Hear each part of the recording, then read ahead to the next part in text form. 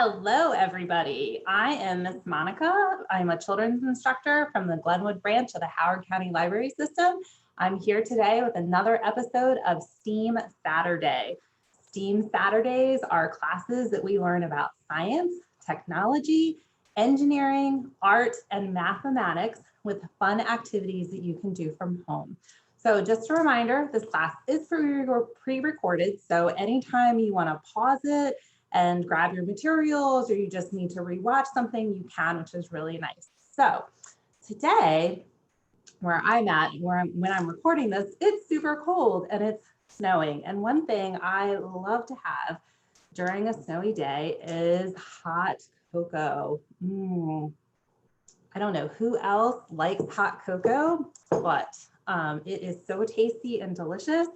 But today we're going to use it to do some activities and learn a little bit about science and lots of good things. So we're going to start with packets of hot cocoa. And let me see if you can move this down a little bit so that you can see. Hopefully you can see a little bit. Okay.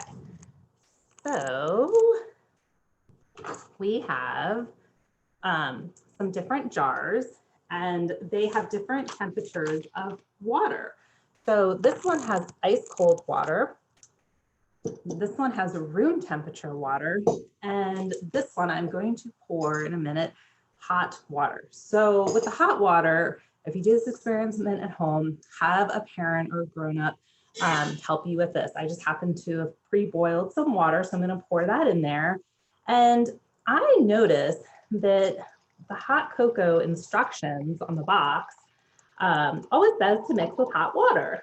But do I really need hot water? Like, what if I'm out camping and I don't have a fire for hot water? Or what if, I don't know, I'm somewhere and I, like in my car or something, and I want to just make some hot cocoa with some regular water I have? Like, does it work? So we're going to take our packets and we're going to dump them in each, might not see me for a while, but here we go. So this is the ice cold water. So I'm going to dump my packet of hot cocoa in there, and we're going to see, does it mix? Because the hot cocoa powder is like a mix. See, it's dry. Okay. And this one has little marshmallows in it. I think it's a peppermint flavor, which they have all these new hot cocoa mixes. So it does look like it's mixing, you see that? But it's not mixing very well in the ice water, okay? So you could keep stirring. You could maybe try to use a whisk. You could also try to use, if you have like a blender or something, you could try to use that and see if you could, ask your grown-up of course, but you could see if you could stir that and get that mixed a little bit. But I don't know if I'd want to drink this, although I have seen frozen hot cocoa at restaurants. I wonder how they make that.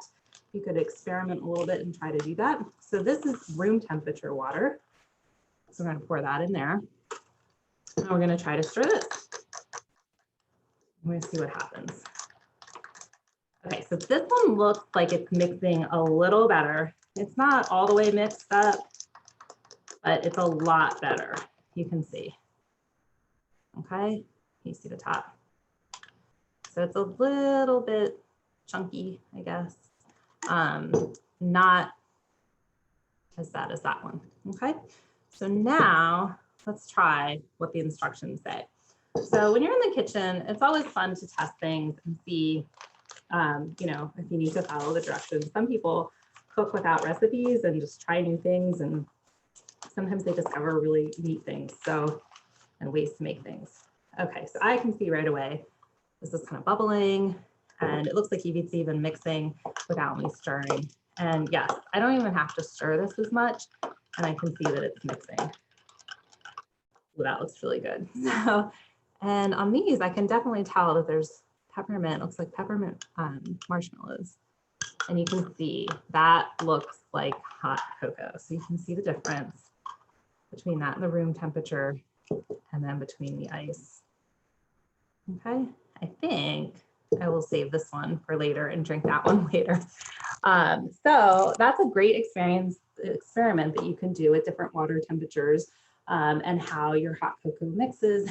If you're really brave, keep mixing the iced one or the room temperature one and try them and see what they taste like. So I'm gonna go ahead and put these aside so I don't knock them over. And I think I'll drink the hot one later. Next, I have another experiment for you. So I found this recipe online and I thought it was so fun because I love Play-Doh. Do you love Play-Doh?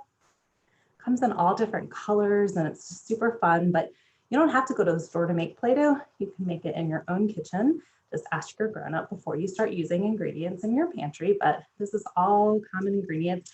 And I found a recipe for hot chocolate Play-Doh. It smells delicious when it's done and it's so fun to play with. So I'm going to teach you how to do that. You're going to start with flour, just regular all-purpose flour. You're going to measure 2 cups.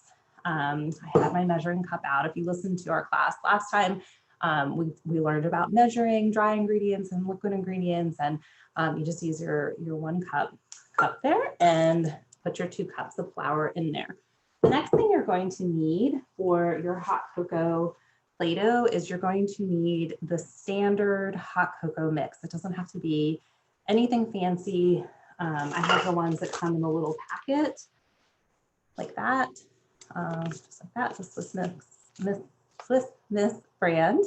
And it calls for 1 cup.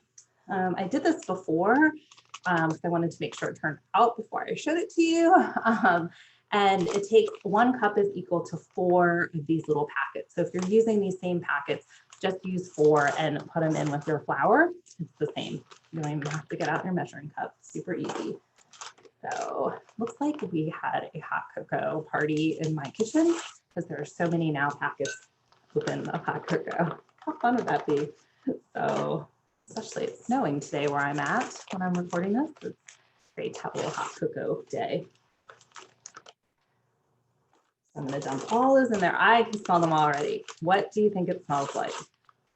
Chocolate, hot cocoa. Okay, so those are all in there. Let's see. Okay, and the next thing we're going to need is 3/4 of a cup of salt, like so, just regular salt. So this is the 4th cup. I could use 3 of these for 3/4, or I could use 1 of these, the 4th cup size, and then 1 of the 1/2 cup, because this is 2/4 and this is 1/4. So 1 of each of these is 3/4. So just a little math for you there. So we're just going to fill this up. This is 1/4. Dump it in. Always fun to dump your ingredients in. Like I said, that 1/2 cup size is equal to 2/4. So I need 2 more fourths. Putting that in. Just measuring that in. Oops, spilled a little bit. It's okay.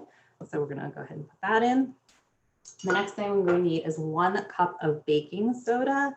And I can share with you that this Play-Doh smells really good, good enough that you think it'd be something to eat, but don't eat this. With this amount of salt and baking soda, it's not going to taste good. So don't try to eat this, just smell it and play with it. Okay, so 1 cup of baking soda, again, get the big cup and pour that in. Hopefully I have enough. If not, I have another. Oh, it looks like it's just enough. It's my lucky day. Okay, so there's your cup, or our cup of baking soda. Put that in. Okay, and what I'm going to do is I'm just going to stir up the dry ingredients. And the recipe online said just to use a fork to mix this. I was a little apprehensive about doing that when I made my sample, but it was really easy to stir it and just use a fork. So it mixed it really well. Okay, so I'm going to mix my dry ingredients. Oh, I can smell the baking soda. It's really strong. Try not to smell the baking soda. So just mix it up. I think that's probably good enough because we're going to mix it a little bit more with the next ingredients. Okay, so the next ingredient is super easy. It's water. You can just use regular tap water. It calls for a 1/2 cup of water plus 3 tablespoons. So I'm going to use my wet ingredient or my liquid ingredient measuring cup. I'm going to put it down on the counter, and I just have some water that I poured into another measuring cup, and I'm going to measure out a 1/2 cup. half a cup of that. And I'm gonna pour it right into those dry ingredients, the flour and the hot cocoa. And then, like I said, I need 3 additional tablespoons. So I just have my little tablespoon. What I'm gonna do is just carefully dunk that in and measure out 3. Help me count. 1, 2, 3. Awesome. Okay, so there's the water for that. And last but not least, this recipe calls for 1/4 of a cup of oil. So again, I'm going to use my liquid measuring cup. And I think the recipe called for vegetable oil, but really whatever oil you happen to have is fine. I happen to have canola oil, so that's what we're going to use today. And that's what I used in my sample, and it was fine. So vegetable or canola, whichever one you have is fine. So 4. And again, I'm measuring it on the counter so that it's nice and level. Here's my 1/4 of a cup. And I'm going to dump that in there. Okay. And then you're just going to mix this up, see what it looks like. I'm going to put it down and mix it just so it doesn't slide off my counter. And then I promise I will show it to you. It's an ooey gooey mess. It's kind of fun. Look at that. Love making stuff in the kitchen. And I just thought that hot cocoa Play-Doh sounded so fun and so appropriate for this time of year, because we're probably drinking and enjoying a lot of hot cocoa. What's your favorite thing to put in your hot cocoa? Do you like marshmallows, or maybe you like whipped cream, or maybe you have a leftover candy cane that you swirl in your hot cocoa? There are so many different things you can put in your hot cocoa, all tasty, or it's really good just plain, right? So there's that. So you're just gonna continue to stir this really well. And then what you wanna do, and I'm not gonna do it right now just because of time, but you wanna put a little bit of flour on your countertop.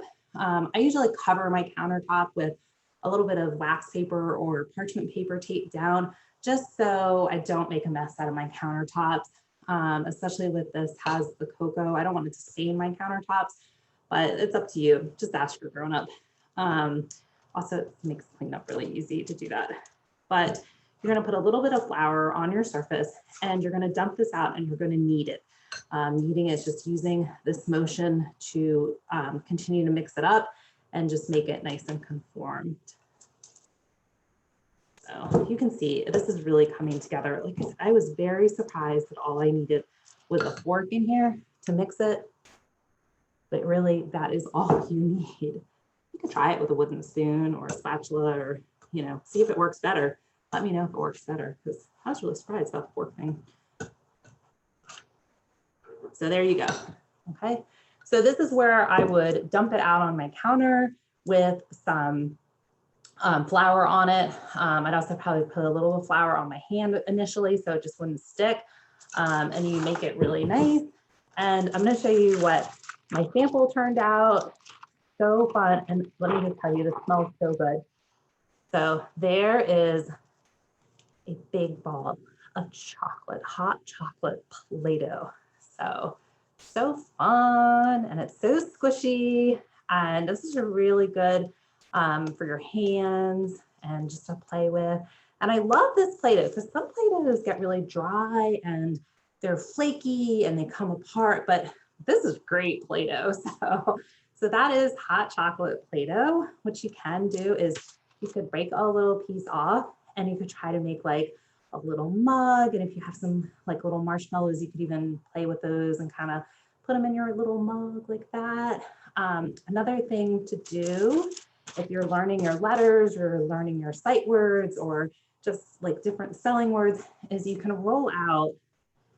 I'm gonna show you. You can take a little ball. My mom used to always do this with us when we were learning our letters. And you just have your little ball like this. This is just a little piece of the Play-Doh, okay? And you just roll it, okay? And then you can use it to shape, C, I think I did that the right way with the mirror image, but C for chocolate. Or you could just do all different letters. It's really fun. And then you could do a whole bunch of these and Spell, here's kind of an M for Monica, which is my name. So super, super fun. You could do your shapes. You could break out the cookie cutters if your adult says yes, and do that, like smush it, and then, you know, make some pretend cookies out of your Play-Doh. Just a lot of fun, especially if it's a snowy day where you are. This would be a great activity. So that is hot chocolate Play-Doh. I think I'm going to play with that later. I'm not sure if I'm going to share that with my family because it's just so fun. So the next thing we have that I did want to share with you is some books. So if you like the topic of hot cocoa, which I hope you do, I'm just going to dip my hands in this water because I don't want to touch the library books with messy hands, and they're a little bit messy with some space. So I'm just going to go like that, clean them off so that I don't get hot cocoa Play-Doh resin on the library books. So there we go. So the first book that I have for you is The Sweet Story of Hot Chocolate. So if you really like hot chocolate and you want to know where hot chocolate came from and how it became famous, this book is for you. It is by Stephen Krensky and it's illustrated by Rob McClurkin. And it's just a history of hot chocolate. And I had no clue. There was so much information about hot chocolate before I read this book. It's filled with information. I highly recommend it. We have it at Howard County Library System. Check it out next time you pick up books. The next book, I absolutely love this book as well. It's called Grandma's Chocolate. It's a bilingual book in Spanish and English. So hopefully I said this correctly. El Chocolate de Abuelita. So it has, when you see it, it has both the words in English and Spanish. So if you're older and you're learning how to write and speak Spanish, this is a great book. Or if you read and write Spanish and you're learning English, again, it's a really great book to read. But it's also a really great story. It's about a little girl and her grandmother, Abuelita, comes and visits, and they enjoy hot chocolate together. It's their little tradition that they do together. And I think the little girl learns how special that tradition is. So I highly, highly recommend Grandma's Chocolate. And that is by Poor Mara Price. And it's illustrated by Lisa Fields. And we also have this at the library for you to check out. So hot cocoa. I hope after this class, you go and make yourself some hot chocolate and you enjoy it as well. Thank you for joining us this Saturday for STEM Saturday. We have another episode in 2 weeks. So have your grown-up go to our website at hclibrary.org and sign you up for the next class. I can't wait to see you again and have more STEAM fun with you. You have a great day. Bye-bye.